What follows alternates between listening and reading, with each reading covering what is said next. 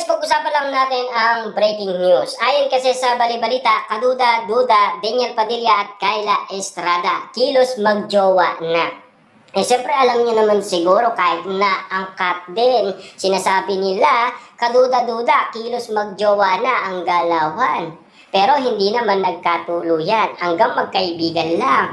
Kaya nga naman kasi, nagtatanong na ang iba't ibang mga netizens tungkol umano kina Daniel Padilla at Kyla Estrada. Kung magkaibigan sila or igit pa sa magkaibigan. Yan ang mga katanungan ngayon ng iba't ibang mga tao. Dahil alam niyo naman siguro, may karanasan na sila dahil sa nangyari umano kina Alden Richard at Catherine Bernardo. Na alam niyo naman siguro, ang sinasabi, tumigil sa panliligaw si Alden Richard. Pero sumagot si Alden Richard at Catherine Bernardo hanggang magkaibigan lang ang ganap nila. Hindi daw totoo na nanliligaw itong si Alden Richard kay Catherine Bernardo. Samantalang noon, nagbibigay pa siya ng mga regalo sa mga pamangkin ni Catherine Bernardo at lalong-lalo na ayon sa bulong-bulungan ni Christopher Min noon.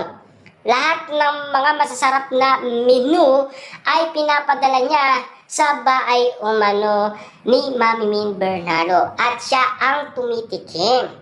Grabe nga naman kasi ang mga bulong-bulungan na nangyari after ng movie ng Kat Den na Hello Love Again. Siyempre ngayon, ang katanungan, siyempre dahil alam niyo naman siguro, mainit-init ang mga mata ngayon kina Daniel Padilla at Kyla Estrada dahil sa kanilang kiligan moment at lalong-lalo na ang kanilang sweet moment. Siyempre, may kasamang harutan at kulitan. Lalong-lalo na kasi kinukumpara na yan sa Kat Den. Ang nangyayari umano kina Daniel Padilla at Kyla Estrada tulad ng pagtawag nila ng mahal, I love you sa isa't isa, parang nangyari na daw yan sa Kat Den. Siyempre alam niyo naman siguro, may mga mema, 'di ba? Kung talaga magjowa umano sina Daniel Padilla at Kyla Estrada, sana wala silang project. Siyempre mga artista sila, yun daw ang trabaho nila. Wala tayong magagawa doon kung ang iba, yun ang inala nila. Parang promotion lang ang ganap kung bakit nagpapakilig sila sa maraming tao. Siyempre ganun din ang nangyari umano sa Kat Den kung bakit nga naman kasi nagpapakilig sila dahil nagpo-promote sila ng kanilang movie.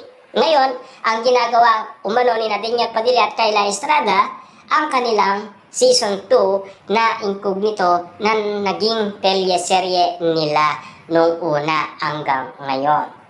Kaya nga naman kasi ang bulong-bulungan ngayon na sana magpakasal na daw para matigil na ang mga memang usap-usapan sa iba't ibang social media. Yan kasi ang mga tunay na nangyari.